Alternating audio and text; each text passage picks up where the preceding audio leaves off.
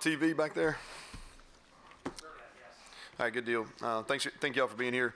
Appreciate the sellout crowd. Thought they were loud. They hung in there when it was ugly, and I tried to give them fair warning. But they hung in there when it was ugly at times, and I appreciate that. Quality win over a really good JMU team.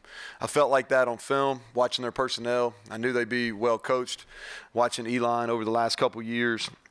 And they were. They're a veteran group. This atmosphere was not too big for them.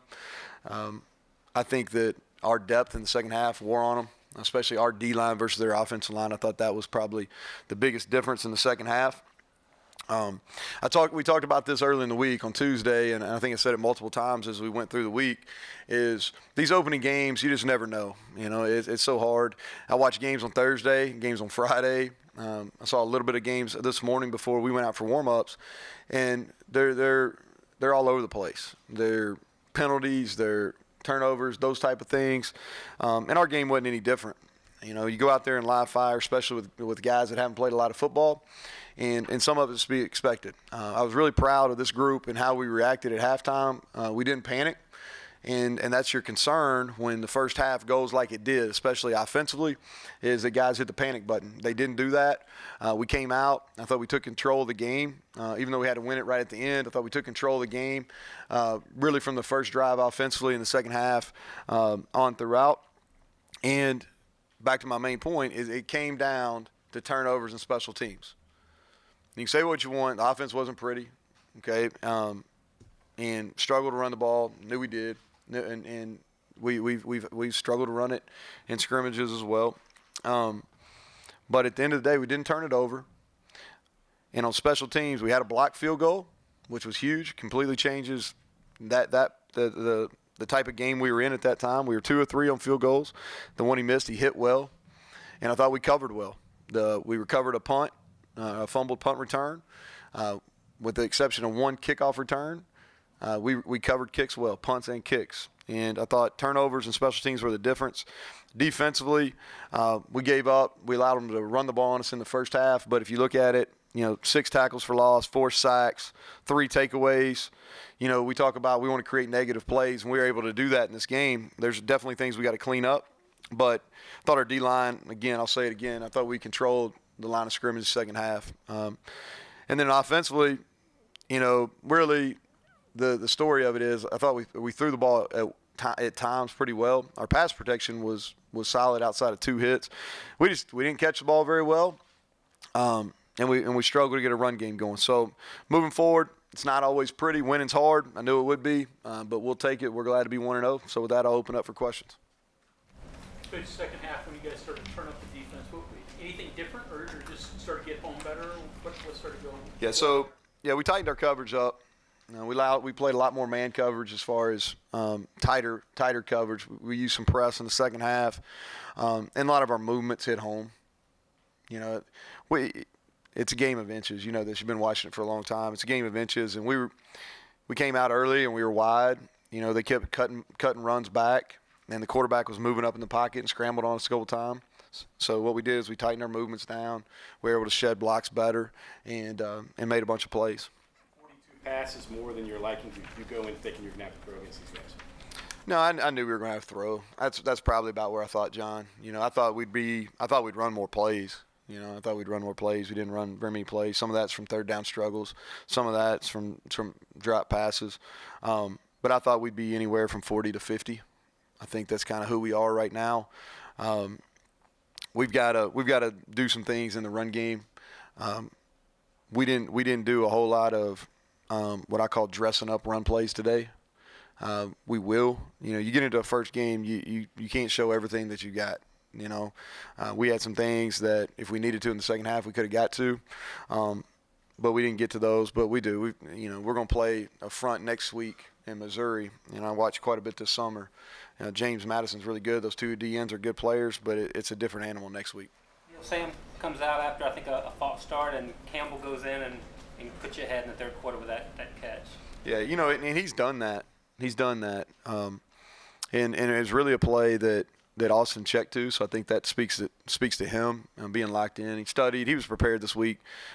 He played okay for him. I think he'll play a lot better moving forward. Just some nerves that go along with the first start, but that was a check on that, and George executed it. We got behind him. We missed a bunch of go balls. We wanted to come in and throw anywhere from 6 to 8. I think we were pretty close to that. We only hit one. You got to be a little better percentage than that. But George Campbell was a great take for us, and I told you all the other day I thought he would have been a great take even if he didn't catch that touchdown, because he's been a great special teams player and he's been a great teammate, and he's made a difference in that room. Say the same thing for Reuben Jones. Reuben Jones was active. He's active, and that was the thing that Donnie Brown, who I worked for at one point, who's a defense coordinator at Michigan, that's what he said. He said he's going to play hard and he's active and he's a good kid. When we were thinking about taking him here, and he's came and he's really active. He efforted himself to a couple hits on the quarterback. I didn't look. Did he get a sack today? Yeah, and he's relentless. He plays that way. I think it's contagious. Even when we were getting hurt in the run game, his energy on the sideline really kept those guys in the game. Speaking about contagious, I suspect you're very happy to have both the Stills brothers on your team. Yeah, and here's the thing. Darius and Dante have had really good fall camps. Okay, they really have. And they're starting to take care of their bodies better. They're starting to understand nutrition and all the things that go into it. And they have a chance.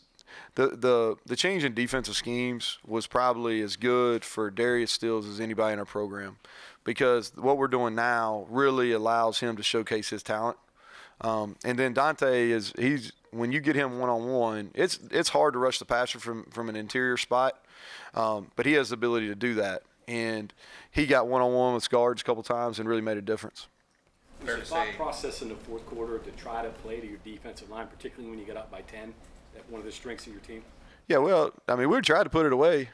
We had two different chances. We had the go ball. We should have made a play on. That would have made it 27-10 at the time. I was trying not to put the defense back out there. If we catch the ball, we don't have to put them back out there at the end of the game. But what we did is we got up in the receiver's face, not necessarily on the last drive, but we got up in the receiver's face so they couldn't play pitch and catch like they did in the first half some. And when you do that, it clouds it up for the quarterback, and we were able to get some pressure. You talked about things that made a difference in the game. Where does Devin Bush fit in there? Well, I think the first play of the second half was as big a play there was in the game. Okay, and he stayed in bounds, and we've got to figure out a way to get him the ball more. He didn't have enough touches. We called probably 10 to 12 plays for him, but I think he had in that 4 to 5 touch range. But he's electric. We've got to get him more consistent. But I thought that play was as big a play as we had in the football game. Fair to say Josh Chandler, for today at least, lived up to the hype? He had a bunch of tackles. I think he's got to play better. Some of those runs, he's got to get to the ball in the first half faster. Some of those were cutback plays that really should have been his hits, and he was tackling for 6 or 8. We'd like to tackle in that 2 to 4 range. But he's a good player. He's a good player, and he's only going to continue to get better. He played some last year, but he wasn't like he was a starter. So this was his first game starting, and I thought he handled it well. Overall, how would you say Austin did? I think that you look back on it, he won the game. I thought he handled the end of the game situations really well in the 4-minute. And he was accurate at times. I think he missed some underneath throws in the first half. I think he got frustrated there late in the first half, so he can play better. I thought in the second half he did a good job. He checked some plays, and I thought he threw the ball better. We got to get better at the deep ball. I think that's where he's got. Some of that's because he was so amped up, he overthrew it. I think we overthrew 5 go balls. Y'all probably cross-check me and figure out if that's right, but at least 4, maybe 5. What do you think it's going to take to get the running game and Kennedy McCoy rolling in the coming weeks? Well, we got to block better. We've got to be creative and create space. We've got some guys up there that are playing new roles. They're playing different spots. If you're losing one-on-one blocks, it's hard to run the ball. So we've got to get better. I knew we were going to struggle at times. I didn't think we'd struggle to the tune of whatever it was, 34 yards. I mean, that's not very good.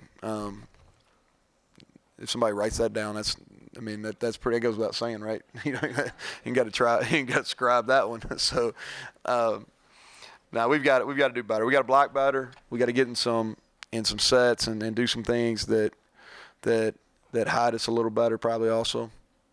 Your last call on that third down play, just something you saw, and like you said, we're trying to finish it there. Yeah, you know what they're going to do, Mike. So the corner was playing press bail. He's bailing out of there. It was right in front of my face. We practiced that 4-minute situation a lot. So we got Austin on the edge, and I say, hey, you run the ball and this guy's wide open. And then if you run the ball, you get the first down, take a knee, slide, ball game's over.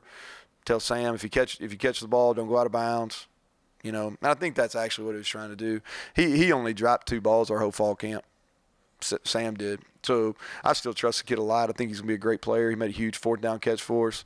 But I think he was worried about staying in bounds and took his eyes off the ball. But thought process in that is you get the first down and you never have to play. You take a knee and honestly that's the way we're going to roll. You know, we took the shot there on the drive before. I think it was 4 minute. They started using their timeouts. So we struggled running the ball. We talked about that enough. And so felt like they were playing. They came up and pressed and trying to get their safeties down the run game. I knew if we took a shot, we could win. We did win. And ball's probably a little too far and didn't make the play. You know, a lot of questions about your secondary coming into the season. How do you feel like they did today? I thought they did well. Yeah, I thought they did well. Next week's going to be the real challenge. You know, JMU, James Madison's got some good players. But Missouri's got a tight end that's an All-American candidate. They've got several players. They were one of the best offenses in the country last year. I thought Keith Washington's pick, setting up the touchdown to put us up 10, was a huge play. You know, that and Bush's play, in my opinion, probably 2 biggest. I think the blocked field goal was important too, just because it made it a 10-point game. All right, being down 10, I think if my memory is treating me right there, may have been. Is that right, Mike? All right, and so, but I thought they did a nice job. I mean, what did they throw for? 156. We'll take that. You know, it's a good day for those guys. Okay, you mentioned your guys keeping calm and not panicking when things are going wrong at times.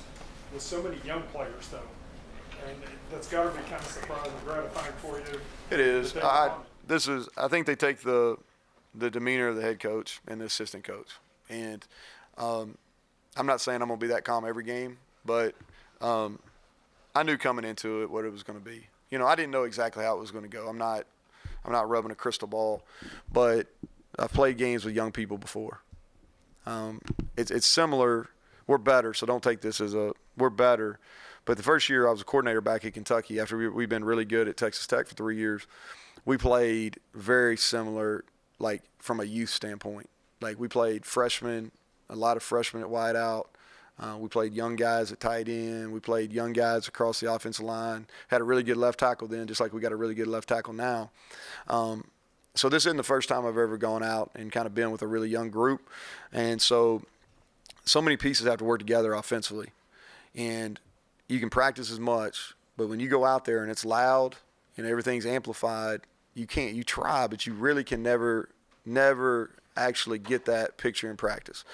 So I think offensively, especially at wideout in some of those new offensive line spots, you'll see a big jump when we line up again next Saturday. Okay, you'll see in the level of play and how much cleaner they play. All right, but I think the team takes on the personality of the people that's working with them, whether it's the head coach, whether it's that position coach. I thought our coaching staff did a really good job, that we communicated well at halftime, making adjustments coming out in the second half. And I don't think anybody ever panicked on the sideline. And I think that the kids took that read and really stayed in it the whole time. So thank y'all. Appreciate it. Have a good night.